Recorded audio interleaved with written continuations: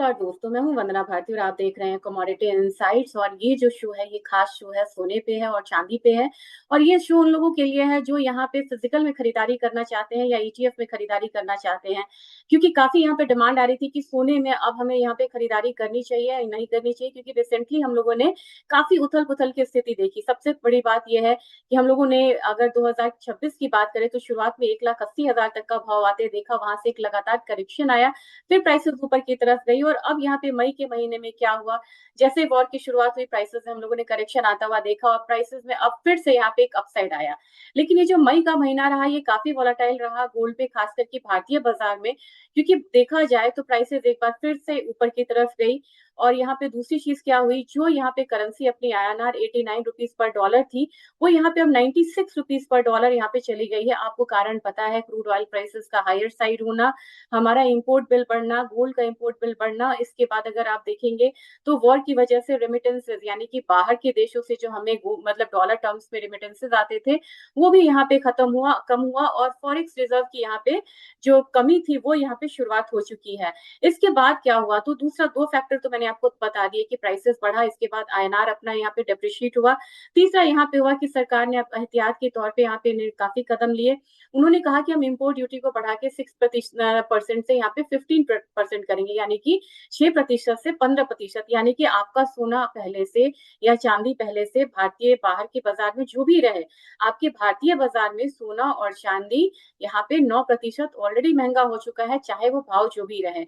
तो इन सब चीजों का यहाँ पे फर्क आया। फिर सरकार ने एहतियात के तौर पे और भी यहाँ पे कड़े नियम लाए कि यहाँ अब आप 100 केजी से सोना ज्यादा यहाँ निर्यात आयात नहीं कर सकते हैं। तो काफी सारे कड़े नियम यहाँ पे लिए जा रहे हैं। लेकिन इस सब के बावजूद अगर आप कहेंगे तो हमारा बाजार अभी अट्रैक्टिव क्यों बना हुआ है और ये समय क्यों उपयुक्त है, अगर आपको सोना चांदी नीड बेस्ड बाइंग अगर करनी है या आपको मैंडेटरी बाइंग करनी है, किसी के यहाँ अगर किन्हीं के यहाँ शादी है तो उनको तो लेना ही लेना है, कम ले या ज्यादा ले उन्हें लेना है। तो क्या कारण है कि आपको यहाँ पे लेना चाहिए और अभी ले लेना चाहिए, इसके क्या कारण हो सकते हैं? सबसे बड़ी बात यहाँ पे मैं बोलूंगी कि अपना बाजार जो है वो डिस्काउंट पे ट्रेड कर रहा है, यानी कि इंटरनेशनल मार्केट से हमारा मार्केट जो है डिस्काउंट पे ट्रेड करना है। इसका मतलब ये होता है कि इंटरनेशनल मार्केट से हमारी मार्केट जो है वो सस्ती है। अब हमारी मार्केट एमसीएक्स मार्केट से स्पॉट मार्केट सस्ती है। अब क्यों सस्ती है यहाँ पे? और आप बोलेंगे कि मतलब कि 6% से 15% बढ़ा तो इसका भाव पे इम्पैक्ट क्यों नहीं आया?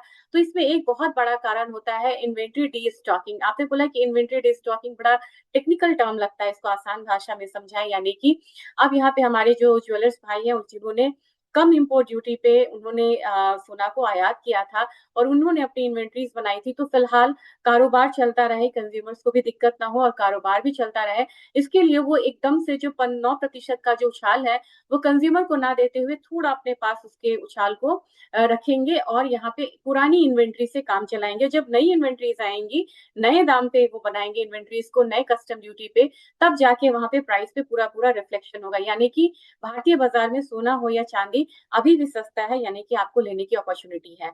आने वाले समय में क्या हो सकता है? आने वाले समय में दो तीन चीजें हो सकती हैं। सबसे बड़ी बात है कि सरकार ने आयात पे यहाँ पे रिस्ट्रिक्ट किया है। आयात को रिस्ट्रिक्ट करेंगे तो हमारे बाजार में फिजिकल जो सोना है चांदी है वो कम हो जाएगा। दूसरी चीज क्या है कि जिस तरीके से वॉर युद्ध यहाँ पे बढ़ रहा है, लग रहा है कि इन्फ्लेशन जो है वो काफी ज्यादा डबल होके आया। हमारी करेंसी यहाँ पे 100 मतलब कि 100 रुपए तक भी जा सकती है प्रति डॉलर। और इसके बाद आपको जब यहाँ पे आप आयात ही कम करेंगे और जब पीक डिमांड सीजन आएगा शादियों का, उस समय सोना आपको अभी के हिसाब से महंगा मिलेगा। तो जब हमें सोना लेना है तो हम यहाँ पे सस्ते प्राइस पे क्यों नहीं लेंगे, क्योंकि हम महंगे प्राइस में लेंगे? क्योंकि जब हम एक सब्जी लेने जाते हैं या हम कपड़े लेने जाते हैं तो हम 10 बार इसको करते हैं कि चलो दो दुकान और पूछ लेते हैं, जहाँ सस्ता मिलेगा तो वहां लेंगे। और अभी हमें मौका है यहाँ पे लेने का सोना को। तो अब यहाँ पे देरी ना करके सीधे सीधे हम प्राइस पे आएंगे कि प्राइस मैं आपको किस बेसिस पे बोल रही हूँ। आपको लॉजिकली हमेशा सोचना होगा कि मैं किस बेसिस पे बोल रही हूँ कि आपको यहाँ पे प्राइस सोना को लेना चाहिए। चलिए, अब इंटरनेशनल मार्केट में आपने यहाँ पे देख लिया कि सोना तो गिरा हुआ है और पहले से ज्यादा, लेकिन अब यहाँ पे ये कमोडिटी सपोर्ट लेती हुई दिख रही है 4562 के करीब। अब हो सकता है कि आने वाले समय में सोना एक बार फिर से बढ़ता हुआ नजर आए।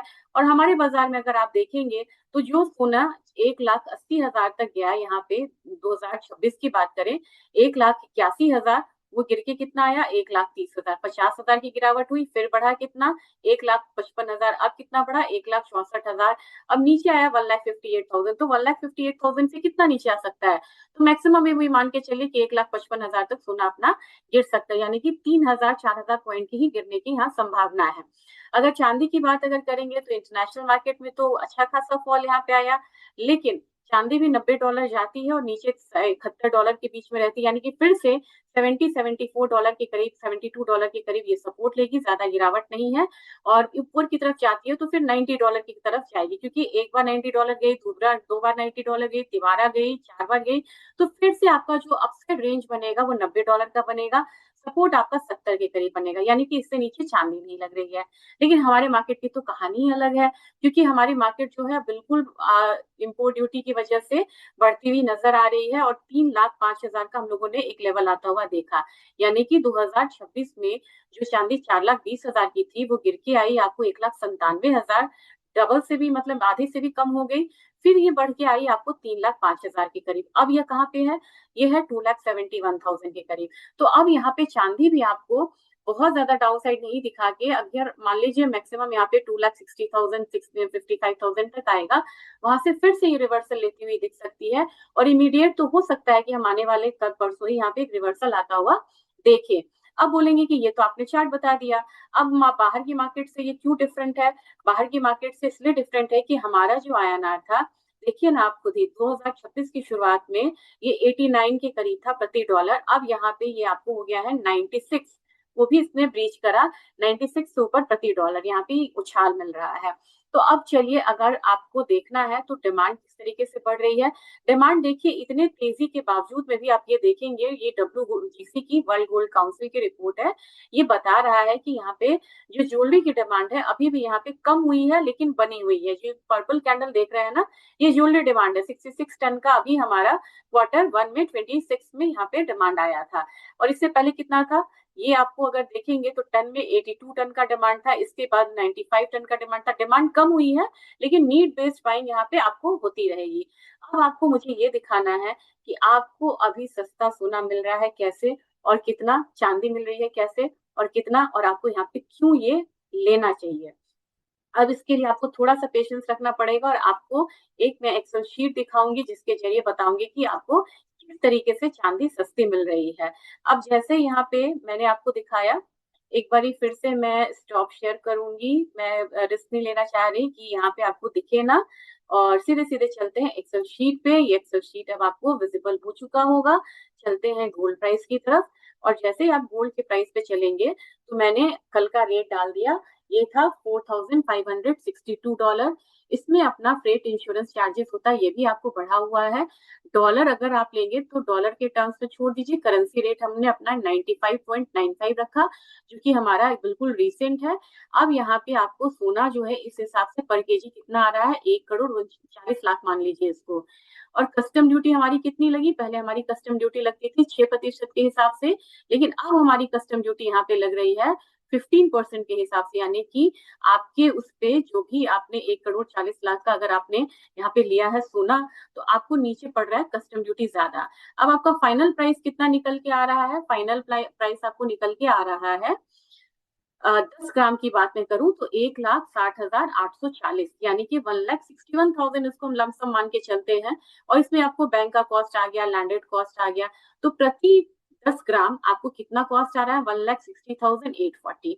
अच्छा, हमारा MCX कितना क्लोज हुआ था, अगर हम फ्राइडे नाइट की बात करें, 1,58,547, यानी कि MCX जो है, आपको जितना इंपोर्ट का प्राइस लगता है, कॉस्ट आता है, और MCX का प्राइस जो है उससे भी कम है, और उससे भी कम है, और कितना आपको इंपोर्ट पैरिटी मिल रहा है, ये आपको कितना डिस्काउंट दे रहा है, 2,300 रुपया, यानी कि MCX का सोना जो है वो 2,300 रुपये आपको सस्ता पड़ रहा है। अच्छा, ये बात आप ध्यान में रखिएगा। अब चांदी में हम चलते हैं, चांदी में आपको प्राइस $78 है, यहाँ पे मैंने INR का रेट ले लिया। अब INR का जैसे ही मैंने रेट लिया तो आपको प्रति केजी आ गया 2,38,000 मान के चलते हैं कि चांदी हमारी पड़ रही थी, कब, जबकि हमने कस्टम ड्यूटी नहीं लगाया। अब हमने यहाँ पे 15% का जैसे ही कस्टम ड्यूटी लगाया तो आपको लगभग 35,700 का कस्टम ड्यूटी लगा, कितना ज्यादा लग गया ना।